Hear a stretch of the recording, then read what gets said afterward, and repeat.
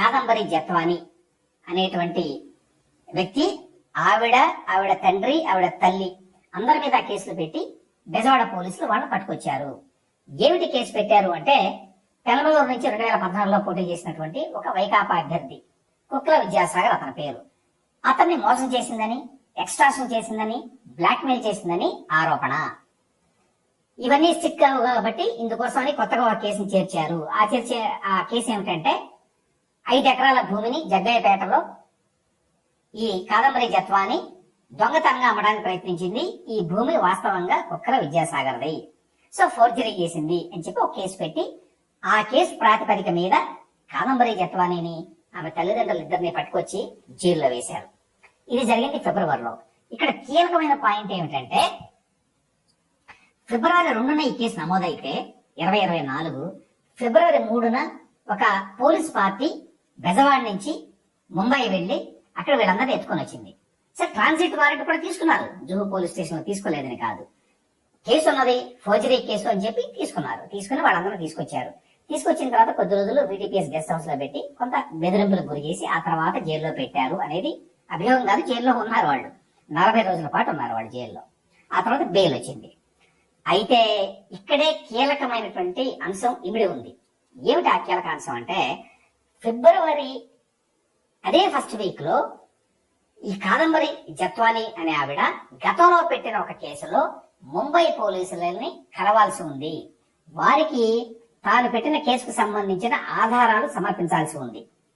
2024 ఫిబ్రవరి మొదటి వారంలో ఆవిడ ఒక కంప్లైంట్ చేసింది సజ్జన్ జిందాల్ మీద. ఎప్పుడు 2023 డిసెంబర్లో చేసినప్పుడు, ఇతనితో నాకు పరిచయం ఏర్పడింది, ఇతని తర్వాత నన్ను ఏదో గెస్ట్ హౌస్ తీసుకెళ్లి నా మీద అఘాయిత్యం చేశాడు అనేది ప్రధానంగా ఆరోపణ.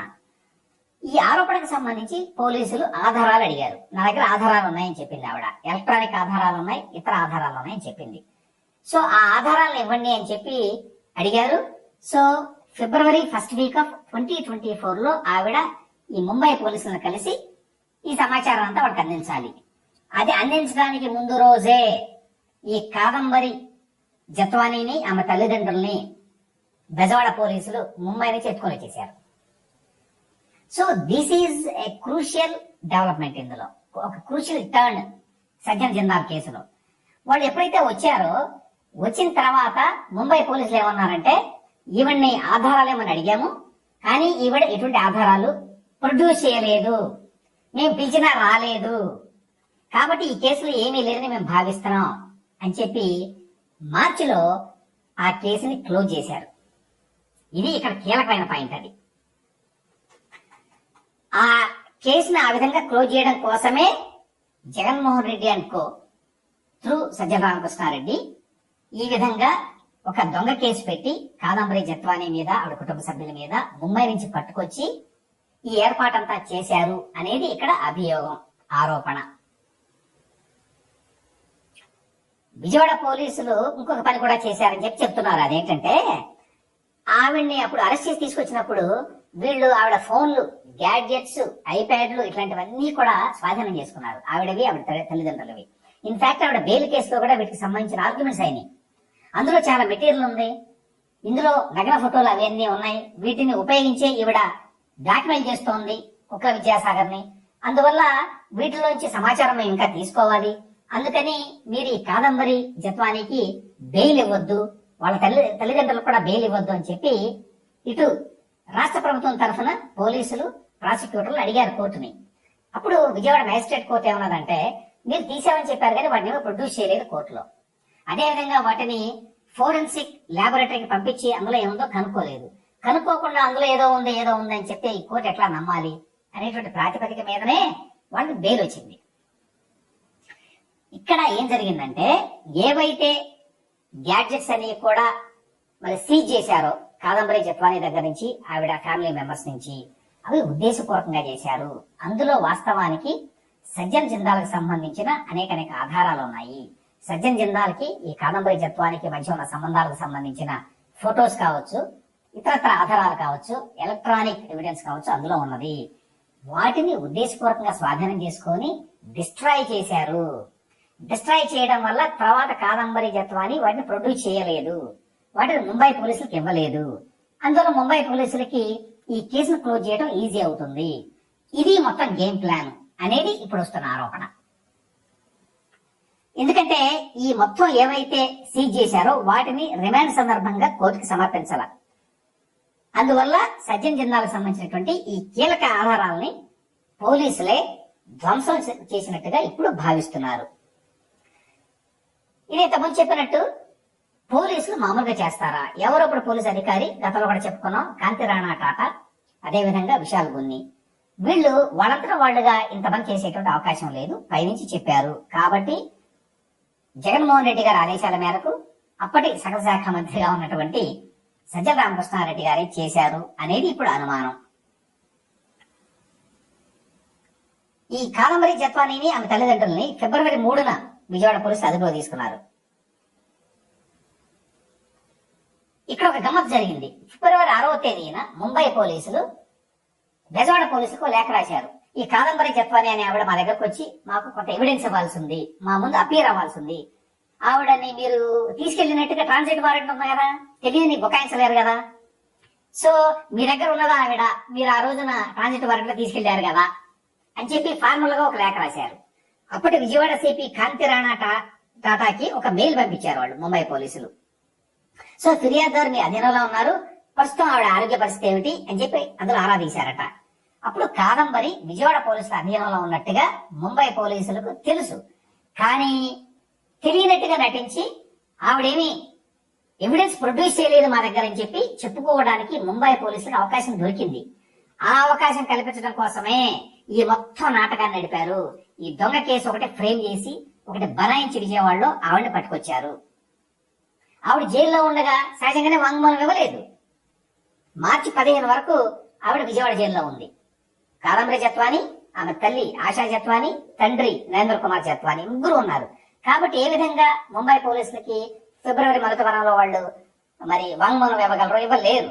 సో ఆ విధంగా కావాలని చెప్పి ఆవిడ అందుబాటులో లేదని, ఫోన్ నాట్ రీచబుల్ అని చెప్పి ఆవిడ బయటకు వచ్చింది. బయటకు వచ్చిన వెంటనే మార్చి 15వ తేదీన క్లోజర్ రిపోర్ట్ ఇచ్చేశారట ముంబై పోలీసులు. సో ఈ మొత్తం వ్యవహారం జరగడానికి ప్రధాన కారణం ఇండస్ట్రియలిస్ట్ యొక్క పాత్ర. అతను రక్షించడం కోసమే జగన్మోహన్ రెడ్డి ఈ పని చేశారు. జగన్మోహన్ రెడ్డి గారికి ఆయనకి సన్నిహిత సంబంధాలు ఉన్నాయి. కడప స్టీల్ ప్లాంట్ ని ఎవరు కూడా ఏర్పాటు చేయడానికి ముందుకు రాని పరిస్థితుల్లో కూడా మరి సజ్జన్ జిందాల్ ముందుకొచ్చారు. దీనికి తోడు గతంలో కూడా వాళ్ళిద్దరి మధ్య సంబంధాలు బాగా ఉన్నాయి. వైఎస్ఆర్ కాలం నుంచే జగన్మోహన్ రెడ్డితో నాకు మంచి సంబంధాలు ఉన్నాయని చెప్పి ఆయనే స్వయంగా చెప్పాడు.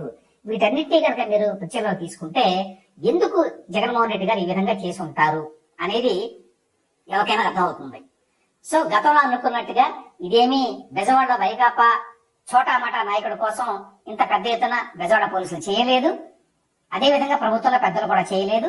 ఇదంతా కూడా వాళ్ళ యొక్క పర్సనల్ వ్యవహారము. ఈ పర్సనల్ వ్యవహారాన్ని వాళ్ళు పొలిటికల్ గా తీసుకొని ప్రభుత్వం తరఫున ఉన్నటువంటి అధికారాలన్నిటి దుర్యోగం చేసి సజ్జన్ జిందాల్ రక్షించడానికి ప్రయత్నించారు అని చెప్పటానికి ఈ మొత్తం సమాచారము మనకి తోడ్పడుతుంది. ఒకటి. రెండవది, ఇప్పుడు కొత్త డెవలప్మెంట్స్ ఏమిటి? చాలా డెవలప్మెంట్స్ జరుగుతున్నాయి. అదేమిటంటే నిన్ననే ఈవిడ కాదంబరి జత్వాని ఇక్కడికి వచ్చారు. ఇవాళ ఉదయం వెళ్లి నేను అనుకుంటాను ఆవిడ ఫార్మల్ గా కంప్లైంట్ చేస్తారు. ఆల్రెడీ ఆవిడ ఆన్లైన్ కంప్లైంట్ ఇచ్చేశారు కొత్త ప్రభుత్వం వచ్చిన తర్వాత. ఇప్పుడు దీనికి తోడు ముంబైలో కూడా ఆవిడ ఆగస్టు 1వ తేదీన కంప్లైంట్ ఇచ్చింది. బెజవాడ పోలీసులు నన్ను అక్రమంగా తీసుకెళ్లారు, మీకు ట్రాన్సిట్ వారెంట్ చూపించి మరీ తీసుకెళ్లారు, వాళ్ళు పెట్టింది అక్రమమైన కేసు, వాళ్ళు ఈ విధంగా నన్ను టార్చర్ చేశారు, నేను ముంబైలో ఉంటాను, ముంబై సిటిజన్ ని, కాబట్టి ముంబై పోలీసులు ఈ బెజవాడ పోలీసుల మీద చర్యలు తీసుకోవాలి, ఏపీ ప్రభుత్వం మీద చర్యలు తీసుకోవాలి అని చెప్పి ఒక కంప్లైంట్ ఇచ్చింది అక్కడ. దాంతో పాటు ఇక్కడ కూడా ఆవిడ ఒకటి లెటర్ రాసింది వీళ్ళకి. ప్లస్ ఇవాళ ఫిజికల్ గా వచ్చి ఆవిడ కంప్లైంట్ ఇవ్వబోతోంది కాదంబరి జత్వాని. సో ఈ నేపథ్యంలో డీజీపీ నిర్ణయం చేశారంటే ఒక మెమో ఇచ్చారు. ఈ సినీ నటి మీద ఈ కేసు, ఈ వేధింపుల మీద విచారణ అన్నారు. ఏమిటి విచారణ? ఆ మెమోలో ఏమనుందంటే ఒక ఏసీపీ స్థాయి అధికారిని, ఆవిడ పేరు స్రవంతి రాయ్, ఆవిడ్ని అపాయింట్ చేస్తూ ఆయన మెమో ఇచ్చారు. ఇందులో రకరకాల కథనాలు వస్తున్నాయి, ఇందులో వాస్తవాలు ఏమిటో కనుక్కొని ఒక రిపోర్ట్ ఫైల్ చేయండి అన్నారు. ఆవిడ బహుశా 2-3 రోజుల్లో ఫైల్ చేస్తారు రిపోర్ట్ ని. ఆవిడ ఫైల్ చేసే రిపోర్ట్ లో ఇదిగో ఈ విధంగా అక్రమంగా తీసుకొచ్చారు, ఈ విధంగా నిబంధనలు ఉల్లంఘించారు, ఇది చట్టవిరుద్ధం ఈ విధంగా పోలీసులు వ్యవహరించడం అని ఇచ్చింది అనుకోండి, అప్పుడు బాధ్యులు ఎవరు? కాంతి రాణా టాటా గారా, విశాల గున్ని గారా, లేక కొంతమంది ఆరోపిస్తున్నట్టుగా అప్పటి డీజీపీ ఇంటెలిజెన్స్ పిఎస్ఆర్ ఆంజనేయులు గారా, ఎవరు వీళ్ళల్లో అని చెప్పి అందులో కనుక్కుంటారు. అప్పుడు కేసులు పెడతారు. సో ఎవరైతే ఉన్నతాధికారులు అందరూ ఇందులో ఇన్వాల్వ్ అయి ఉన్నారో వాళ్ళందరూ కూడా they have to face music. ఇప్పుడు ఈ విచారణ మొదలైతే ఆ తర్వాత ముఖ్యమంత్రి చంద్రబాబు నాయుడు గారు కూడా ఈ విషయంలో ఆసక్తిగా ఉన్నారు. కాబట్టి దీనిని లోతుగా పరిశీలించండి అని చెప్పారు అనేది సమాచారం. అందువల్లనే డీజీపీగా ఉన్న ద్వారకా తిరుమలరావు గారు ఈ మెమో ఇచ్చారు. ఇక్కడ విచారణ మొదలైంది. ఇది ఎక్కడి వరకు వెళ్ళి అవుతుంది? ఇక్కడ ఒక పాయింట్ ఏమిటంటే సజ్జన్ జిందాల్ యొక్క ఇన్వాల్వ్మెంట్ ఉంది కాబట్టి ఒక పారిశ్రామికవేత్త పేరును తీసుకొచ్చి చేస్తారా లేదా, ఎస్పెషల్లీ కూటమి ప్రభుత్వం కానివ్వండి, ఎస్పెషల్లీ తెలుగుదేశం ప్రభుత్వం, చంద్రబాబు నాయుడు గారు, లోకేష్ ఇటువంటి వాళ్ళు ఇండస్ట్రియలిస్ట్ ని ఇబ్బంది పెట్టడానికి ఎక్కువ ఇష్టపడరు. దానివల్ల మనకి ఇమేజ్ ఏమైనా దెబ్బతింటుందా అనేటువంటి ఒక ఆందోళన ఉంది వాళ్ళకి. అందువల్ల బహుశా ఈ కేసు ఎట్లా ముందుకు వెళ్ళొచ్చు అనేది నా అంచనా ఏమిటంటే ఈ పోలీసులు ఎవరైతే ఉన్నారో కీలక స్థానాల్లో వాళ్ళ యొక్క పాత్రను నిర్ధారించడం, వాళ్ళు అక్రమంగా ఒక కేసు బనాయించారు, అదేవిధంగా అక్రమంగా ముంబై నుంచి పట్టుకొచ్చారు, ఈ కేసులో తగిన ప్రాతిపదిక లేదు, there is very little to make out a case, అయినా కూడా కావాలని ఫాయిస్ చేశారు కేసు అనేది కనుక ప్రూవ్ చేస్తే ఆ అధికారుల మీద చర్యలు తీసుకోవచ్చు. నంబర్ 1. ఆ తర్వాత అధికారులు ఎవరు చెప్తే చేశారు అనే దాని మీద ఎంక్వైరీ చేస్తే ఏ జగన్మోహన్ రెడ్డి గారు, ఏ సజ్జల రామకృష్ణారెడ్డి గారు చేశారు అని చెప్పి వాళ్ళు కనుక చెప్తే, ఒకవేళ ఒప్పుకుంటే పొలిటికల్ గా కూడా దాన్ని ఉపయోగించుకోవడానికి అవకాశం ఉంటుంది. కాబట్టి సజ్జల జిందాల్ వరకు వెళ్లాల్సిన అవసరం కూడా ఉండదు వీళ్ళకి. సజ్జల జిందాల్ కోసం చేశారా లేదా అనేది ఈ అధికారులు చెప్పాల్సిందే గాని ఒకవేళ ఆయన కోసం చేసినా కూడా ఆయన పాత్ర డైరెక్ట్ గా ఇందులో కనిపించదు. సో ఆ కారణం చేత ఆయనకి ఏమి ఇబ్బంది కలిగించకుండానే, ఆ జోలికి వెళ్లకుండానే, ఆ గొడవలోకి వెళ్లకుండానే ఇక్కడ రాష్ట్రంలో పోలీస్ అధికారులు ఎవరైతే బాధ్యులో వాళ్ళని, రాజకీయ నాయకులు ఎవరైతే బాధ్యులో వాళ్ళని ఇక్కడ అకౌంటబుల్ చేయొచ్చు, వాళ్ళ మీద చర్యలు తీసుకోవచ్చు. ఈ మేరకి ఆల్రెడీ యాక్షన్ స్టార్ట్ అయింది. సో ఇందులో ఖచ్చితంగా చాలా మంది ఐపీఎస్ అధికారులు ఎవరైతే గత ప్రభుత్వంలో జగన్మోహన్ రెడ్డి, సజ్జల రామకృష్ణారెడ్డి చెప్పినట్టల్లా ఆడి ఇబ్బందులు కొని తెచ్చుకుంటున్నారో వాళ్ళందరూ కూడా ఇందులో ఇరుక్కునేటువంటి అవకాశం కనిపిస్తోంది. సో ఓవరాల్ గా ఏమిటంటే ఈ కేసు ఏదో బెజవాడలో ఒక చోటా మోటా నాయకుడిని రక్షించడం కోసం కాదు. జగన్మోహన్ రెడ్డి గారి గురించి అందరికీ తెలుసు. ఆయన ఈ చిన్న చిన్న నాయకులు అసలు పట్టించుకోడు. కాబట్టి ఆయన కోసం ఇది చేశాడు అంటే నిజంగానే నమ్మే పరిస్థితి లేదు. ఇది చాలా పెద్ద స్థాయిలో పెద్దవాళ్ల కోసమే జగన్మోహన్ రెడ్డి, ఆయన ప్రభుత్వం ఈ పనికి పాల్పడింది అనేది స్పష్టం. సో ఇందులో ముందు ముందు ఇంకా చాలా ఆసక్తికరమైన పరిణామాలు బయటకి రాబోతున్నాయి.